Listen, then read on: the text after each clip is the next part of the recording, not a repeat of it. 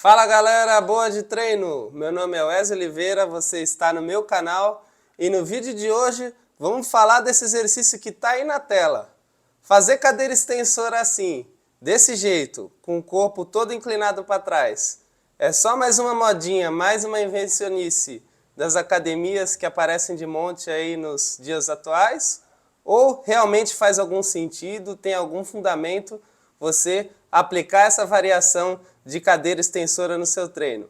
Bom, vamos discutir esse assunto com o artigo que eu trouxe aqui na aula de hoje, mas antes de começar a aula, já deixa o seu like, deixa sua curtida aqui nesse vídeo e também se inscreva no canal para ajudar a gente a crescer. Se você quer entrar em contato comigo para fazer um treino, os dados estão aí na tela, também na descrição, consultoria online para dar um up nos seus treinos. Então, bora lá discutir aí esse tema.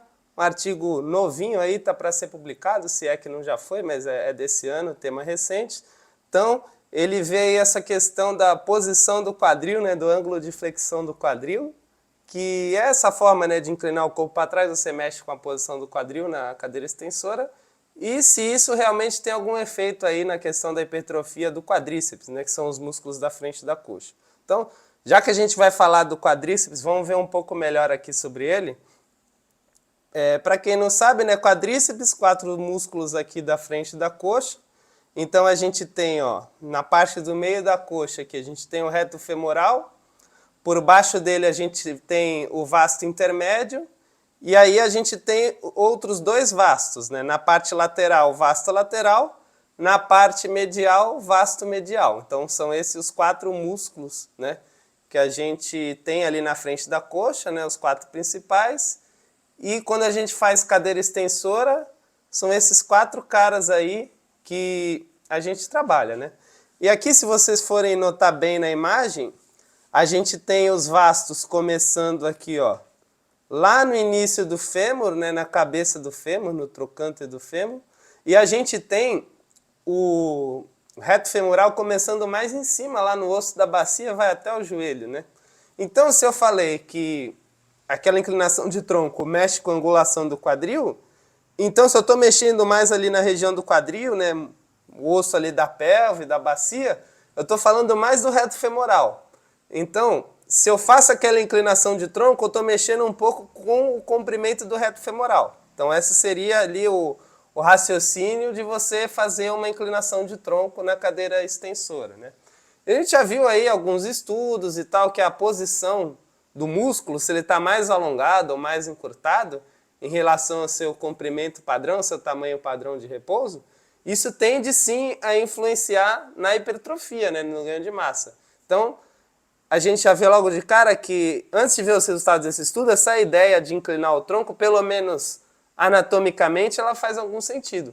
Mas vale lembrar que não só ali, né, o quadríceps, né, quando a gente quer treinar ele, a gente vai usar só a cadeira extensora. A gente pode usar, por exemplo, um agachamento, né? Já que o quadríceps é o principal grupo muscular que estende o joelho, né? Que estica ali, né, a perna, popularmente dizendo. No agachamento você faz esse movimento, você vence a carga ali fazendo uma extensão de joelho, né, conjugado com uma extensão de quadril. Então, o agachamento pode ser um exercício bom aí, né, para quadríceps, né? Alguns estudos que analisaram mais a questão do agachamento viu que ele é bom para hipertrofia, principalmente dos vastos, né, lateral e medial. A gente pode fazer, lógico, a própria extensora. Aqui nessa imagem, nessa representação, está mais a extensora padrão, né, com o corpo ali mais à frente mesmo, né, com o encosto mais à frente, uma angulação de mais ou menos 90 graus ali de flexão ali do quadril. Tem um movimento padrão. E aqui a gente tem um exercício que normalmente a gente faz para abdômen, mas é uma flexão de quadril, né? Então, se é flexão de quadril, também trabalha, se não o quadríceps todo de forma assim muito eficiente, mas também um desses 4 aí, que é esse reto femoral, que eu falei como ele começa lá em cima, mais no osso da pelve ali, né? A gente vê que ele também é um flexor de quadril. Então, se você quer trabalhar quadríceps, além, obviamente, da extensora, qualquer exercício que seja parecido com o agachamento, e pelo menos pensando mais em reto femoral, qualquer exercício que tenha essa elevação de perna, você vai estar trabalhando aí os músculos da frente da coxa, né? Então, Vamos ver aqui principalmente a cadeira extensora. Então, se você fosse fazer cadeira extensora, a princípio eu ia te recomendar essa técnica aí. Igual a do bonequinho que fez lá na GIF, igual a da moça que está aí, né, se preparando para fazer mais uma repetição. Então, no caso até que essa imagem ela nem está segurando tão bem assim, né, às vezes fica muito grande para o tamanho do comprimento do braço dela, mas é segurar lá na manopla, grudar a bunda no banco, a parte de trás da coxa, alinhar aqui o apoio, né, onde está o mouse. Alinhar esse apoio ali bem na dobrinha ali no tornozelo e mandar bala. Fazer o chute para cima e controlar. Fazer o chute para cima e controlar. Aqui, como na primeira imagem que eu mostrei lá no início da aula, duas atletas aqui, né, fazendo a cadeira extensora com o tronco bem mais inclinado para trás, né? Um menor grau de flexão. Então aqui, ó, eu tenho aquele reto femoral mais alongado, né? Então essa ideia de alguns estudos recentemente está mostrando que a posição do músculo pode sim afetar no ganho de massa. A gente já viu também, né, alguns estudos que eu até trouxe aqui, não necessariamente com quadríceps, mas com outros grupos musculares.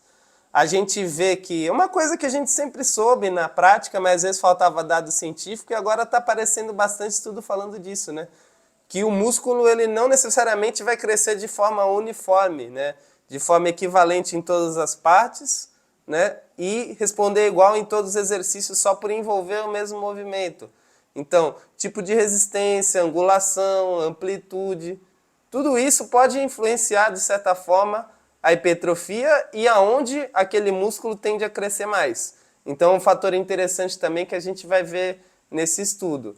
Será que realmente essa cadeira extensora inclinada vai ser melhor para o quadríceps, principalmente para o reto femoral, que é onde ela faz mais sentido? E se ela muda também o ganho de massa, o ganho de hipertrofia muscular, de acordo com o ponto do músculo, mais próximo do quadril, mais próximo do joelho, já que a gente viu na imagem anterior que os músculos do quadríceps ali, né, o reto femoral começa lá na bacia e vai até o joelho, e os outros começam lá no comecinho do fêmur e vai até o final lá no joelho. Então são músculos, né, além de ter bastante volume, eles são compridos, né? Então são músculos que abrangem a coxa como um todo. Bora ver agora mais detalhes do estudo em si, né? Então nessa pesquisa aí foi feito, né, o grupo de treino com 22 homens saudáveis. Eles tinham uma idade variando de 18 a 50 anos, com média de 33 anos. Então um grupo de adultos, né, majoritariamente adultos jovens ali, né? Eles eram destreinados, é importante a gente lembrar disso, que a amostra que a gente vê o resultado, a gente aplica melhor para a nossa realidade, se tu for alguém que treina, ou para a realidade do teu aluno, se tu for um personal, um professor, né? Em média, eles tinham peso e altura ali padrão, né? Na casa de 84 quilos, 1,79, então não eram caras nem muito pesados e nem muito leves, né? Peso ali, ok. E características padrão, né? Além de ser caras saudáveis, sem lesões, sem nada que pudesse comprometer no resultado do treino, eles não tinham nenhum histórico de uso de anabolizante, a gente já viu que isso influencia no treino, já tem vídeo aqui falando sobre isso também. Eles tinham que manter os hábitos da rotina padrão deles ao longo do estudo, ou seja, já que eles não treinavam, não era para fazer nenhum treino além do treino da pesquisa, não era ali, né, para consumir nada diferente, tentar manter a vida o mais normal possível, de acordo com o que eles já tinham de hábito. Também padronizaram aí a quantidade de consumo de proteína, né? Já que a gente sabe que o consumo diário de proteína na nossa dieta, na nossa alimentação, influencia na hipertrofia, se a gente tiver um bom consumo de proteína, isso vai favorecer o ganho de massa muscular, o aumento da massa muscular, então eles padronizaram isso daí. A sugestão foi a seguinte: cada um consumir 1,6 gramas de proteína multiplicado pelo seu peso corporal por dia, né? Que é uma recomendação aí, pelo menos respaldada na ciência, de que se você ficar nessa faixa, você está favorecendo aí o ganho de massa, né? Então botei um exemplo aí na tela. Para um cara de 80 quilos, que é mais ou menos o peso aí aproximado da média, né, dessa galera, se ele consumir 1,6 gramas de proteína por dia, é 128 gramas de proteína. Então, essa era a meta que eles foram instruídos a consumir. Aqui já tem o protocolo de treino. Então como é que foi? Esses 22 caras aí fizeram o seguinte. Uma perna fez a cadeira extensora tradicional, né, com o tronco ali mais normal, ali a 90 graus, a posição que todo mundo faz, e a outra perna fez na posição 40 graus, aquele tronco mais deitado, né? E aí essa ordem, quem fazia qual perna era sempre randomizada, né, até para não estar gerando ali nenhum tipo de favorecimento ou resultado mais tendencioso pró cadeira extensora tradicional ou pró cadeira extensora com tronco inclinado. E aí foi um período de 10 semanas de treino. E durante esse período eram 2 treinos por semana desse protocolo aí de cadeira extensora, né? Que dava aí um total de 20 treinos ao longo desse período. Então 20 treinos para ver se mudou ou não o ganho de massa, né? Antes e depois, e fazer essa comparação entre uma perna que fez cadeira convencional e a perna que fez a cadeira com o tronco inclinado. Então como é que era esse treino? Nas primeiras 5 semanas, 3 séries de 15 a 20 repetições máximas. Nas 5 semanas finais, aumentava só uma série. Então, 4 séries de 15 a 20. Então, cada perna fazia, na sua determinada condição, inclinado ou não, 15 a 20 repetições máximas. Repetição máxima é aquela carga que você vai até a falha, ali, né, muito próximo dela que você aguenta, dentro dessa zona de repetições. Então, é aquele esquema. Se o cara fez 20 repetições e aguentava mais um pouco, aumentava a carga na próxima série. Não aguentou fazer nem as 15, reduzia a carga. Lembrando que esses testes também eram feitos, né, de carga e tudo antes de começar o treino, na sessão de familiarização, para já começar com isso tudo ajustadinho, e como eram 10 semanas, iam fazendo esse ajuste, botando mais peso a cada vez que cada um deles fosse melhorando ali, fosse, né, ganhando força no caso. E aí, descansos. Fez uma perna, descansava 30 segundos para começar outra, terminou as duas, 2 minutos entre séries até matar o treino. E aí tinha uma cadência, né, um ritmo das repetições. A subida, o chute, a elevação da perna, o mais rápido possível, de acordo com o ritmo de cada um, mas a descida era padrão, 2 segundos controlando a volta. Então, esse era o ritmo do treino. Isso que está aparecendo na tela foi a posição que foi padronizada. Então, 90 graus de quadril, né? Flexão de quadril, é aquele tronco mais padrão que a gente está acostumado a ver na cadeira extensora. E 40 graus é mais ou menos isso aqui, ó, esse bonequinho mais deitado, né? Então a pessoa joga o quadril lá para frente, apoia a parte alta das costas lá atrás, deixa a cadeira com o encosto mais jogado para trás e faz assim para deixar esse reto femoral mais alongado, né? Aqui a gente tem uma organização de como foi feito aqui o esquema do estudo, né? Avaliações, período de treino e tal. Então aqui foi feito toda a randomização dos voluntários e tal. Testes, né? Medida ali hipertrofia, com a parte ali, né, da ressonância e tudo mais. Os testes de carga para estar ajustando a carga. Semanas 2 a 11 foi as 10 semanas de treino, do jeito que a gente acabou de explicar. Na semana seguinte, assim que acabou os treinos, refizeram ali os testes, né, de hipertrofia para ver realmente, né, o que mudou. Outra coisa calculada também foi aquela questão de volume load, outra coisa que a gente já abordou aqui em aulas anteriores. Assim que acabar essa aula, é sempre bom você dar uma passada lá na playlist e conferir que já tem bastante aula interessante aqui no canal. Então, volume load é uma relação de séries, repetições e carga levantada. É basicamente para calcular o trabalho, né, o nível de esforço total em relação a essas variáveis, né, envolvendo variáveis mais de intensidade, como a carga, e variáveis mais de volume, como a quantidade de séries e repetições que você fez ao longo do treino. Basicamente para comparar se as duas condições de cadeira extensora levaram a trabalhos, a esforços semelhantes ou diferentes, né? Vamos ver aqui então os resultados de hipertrofia, ganho de massa muscular. Vamos ao que interessa. Então aqui, ó, a gente tem nessa imagem, né, a representação da coxa. Aqui a gente tem a representação dos músculos avaliados, né? Então a gente tem o reto femoral, que é esse principal aqui do meio, vasto lateral e vasto medial, né? Esse aqui mais em formato de gota é o vasto medial. Essa perna aqui com os músculos em vermelho é a perna que treinou, né, o resultado médio desses 22 participantes da perna que fez a cadeira extensora com o corpo inclinado para trás. Aqui, essa perna verde é os resultados médios da perna que fez a cadeira extensora padrão.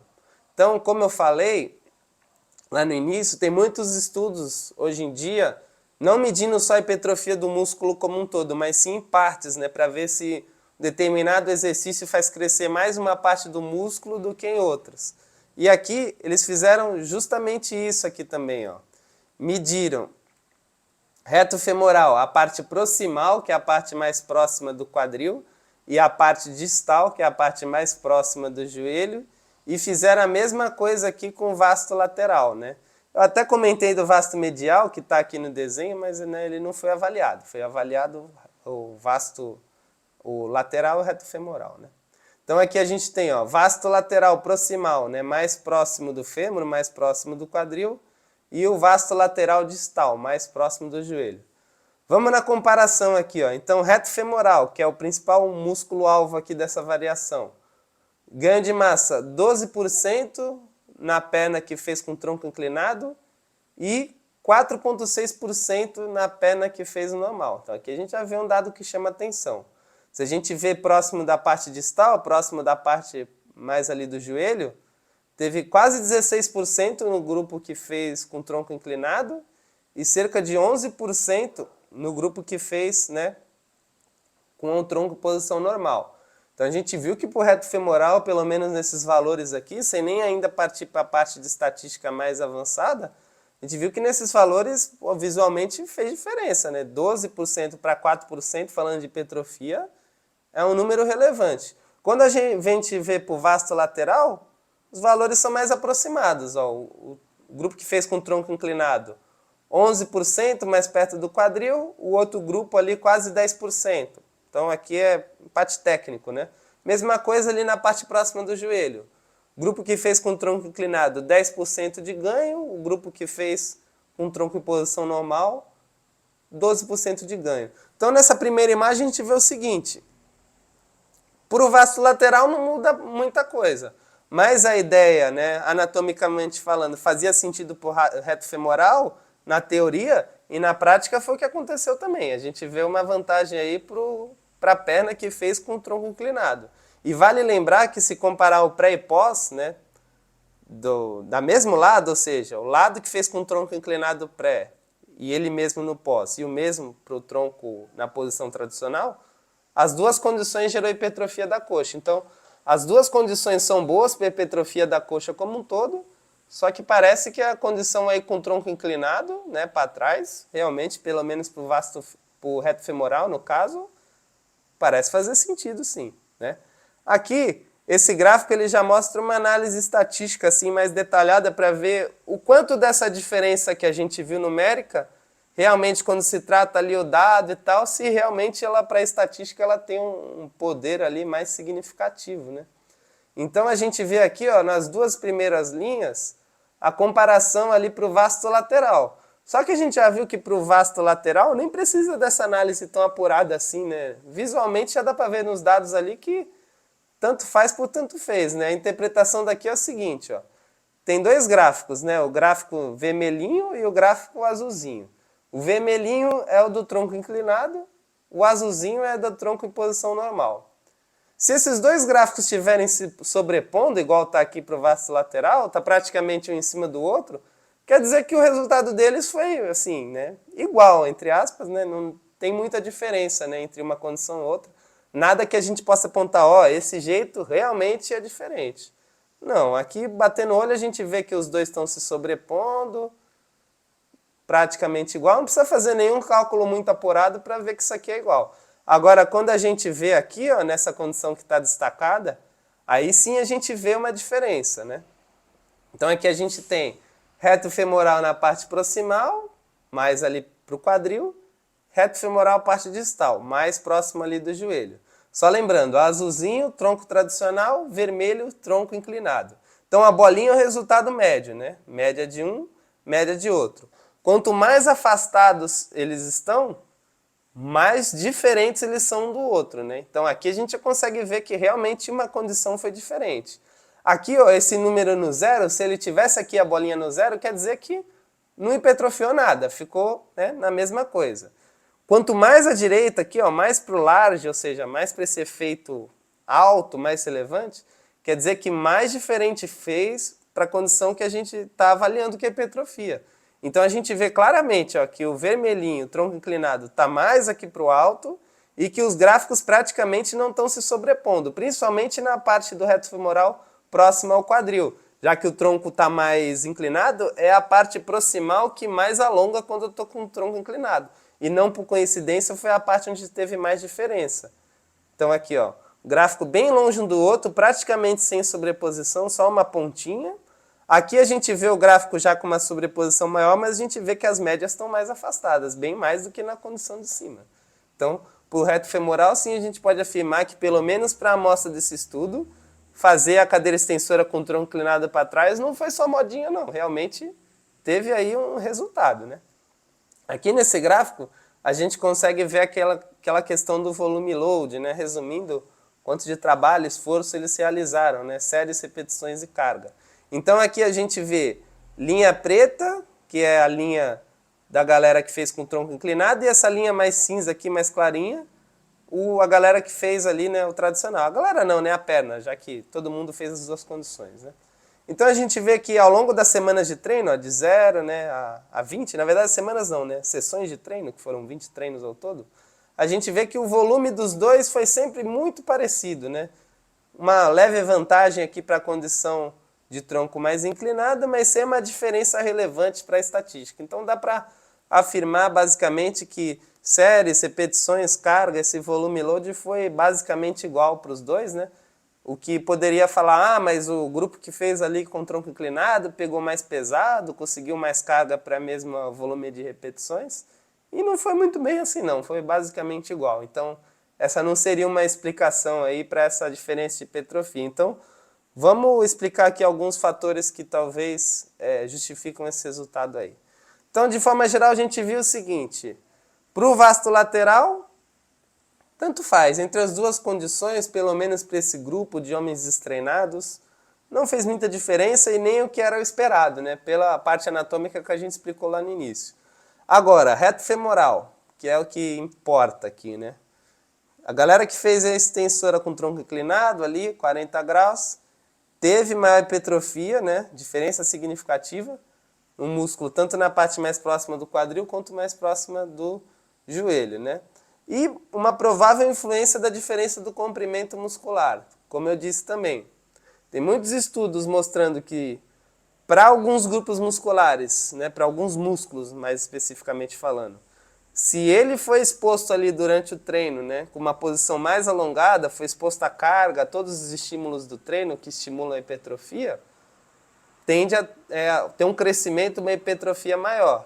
E alguns mecanismos que explicam isso. Testaram aí músculos em posições alongadas ali no treinamento. Viu que nessas condições eles tendem a liberar mais IGF-1, que é um fator que age ali no músculo, que é um dos precursores mais fortes dos mecanismos de hipertrofia, mais relevantes, mais impactantes. Então, esse aumento aí do IGF-1 mais expressivo em músculos em condição alongada durante o treino tende a explicar isso daí. Maior hipóxia muscular. O que é hipóxia? É restrição do fluxo de oxigênio. O treino por si só, cada contração, cada estímulo já gera uma certa hipóxia no músculo. Parece que essa condição alongada gera ainda mais hipóxia. E a hipóxia é, sim, um dos componentes ali da hipertrofia muscular. Então, esse seria um dos fatores, né? E a questão do próprio alongamento do músculo, né? Parece que o músculo mais alongado tem uma maior ativação, né? Quando ele está fazendo uma tarefa de força, uma tarefa dinâmica. Isso também já tem alguns estudos mostrando, mas nem sempre, como eu falo aqui, já mostrei outros estudos também disso, que nem sempre ativação significa hipertrofia, né? Por exemplo, você pode fazer um bíceps ali em condição isométrica, ter uma puta ativação do teu músculo, mas a gente sabe que exercícios dinâmicos são mais indicados para hipertrofia. Então, às vezes, um exercício dinâmico, que é o tradicional, o movimento que a gente faz na academia, pode ser que ele tenha uma ativação muscular até menor em porcentagem, né, do que um exercício isométrico para o mesmo grupo muscular, mas ele tem um, né, estímulo mais interessante para a hipertrofia e a gente vê na prática que realmente cresce mais, né. Mas nesse caso aqui, talvez a ativação muscular, junto com esses outros fatores que eu citei, possa ser um mecanismo que contribui nessa diferença aí. E a tensão mecânica, né? Se o músculo está mais alongado, acredita-se que ele está mais exposto a essa tensão, que a força quando a gente está fazendo ali, que a carga gera, né, na nossa musculatura. Então, pode ser aí um desses fatores somados que explicou esse resultado. Agora, é interessante, será que esse resultado ia ser igual em pessoas treinadas, né, já que é uma amostra que não estava acostumada a treinar? A gente não sabe, pode até que seja uma magnitude maior, já que uma pessoa treinada tem uma capacidade maior ali de ativar de forma seletiva, de forma coordenada o grupo muscular que ela quer treinar. Bom, pelo menos com esse estudo a gente não pode afirmar que sim, mas dá a entender que essa variação também pode ser efetiva para esse grupo e até faz mais sentido, porque geralmente para quem está começando o treino, você vai ensinar o tradicional, o que é mais fácil de fazer, né, o que é mais convencional, e as variações vêm com o tempo, com a experiência daquele sujeito no treino, com a necessidade de desenvolvimento muscular. Então, por exemplo, se eu pegar os resultados só desse estudo e eu vi ali que para o reto femoral mais próximo ao quadril, essa variação faz mais diferença até do que para a parte próxima do joelho, se eu tenho uma pessoa que precisa hipertrofiar aquela parte para melhorar a estética ali da coxa dela, né, do shape como um todo, eu posso, por que não, aplicar essa variação. É uma coisa que a gente, pelo menos, já tem respaldo para falar que pode fazer sentido sim, que não é só uma maluquice invencionice. Beleza? Então, para isso a gente serve esses resultados de estudo, né, para a gente ver o que tem de bom e aplicar na prática no nosso treino, ou se tu é professor também igual eu, no treino dos seus alunos. Beleza? Essa foi a aula de hoje. Mais uma vez, deixa seu like, sua curtida aqui no vídeo para ajudar no alcance. Também se inscreve no canal, a gente já está se aproximando aí dos mil inscritos. Cada um que se inscreve dá uma força, a gente atinge mais pessoas. E é isso aí. Quarta-feira que vem, 20 horas, tem mais vídeo aqui no canal. A gente se vê até lá. Bons treinos, bons estudos e até o próximo vídeo.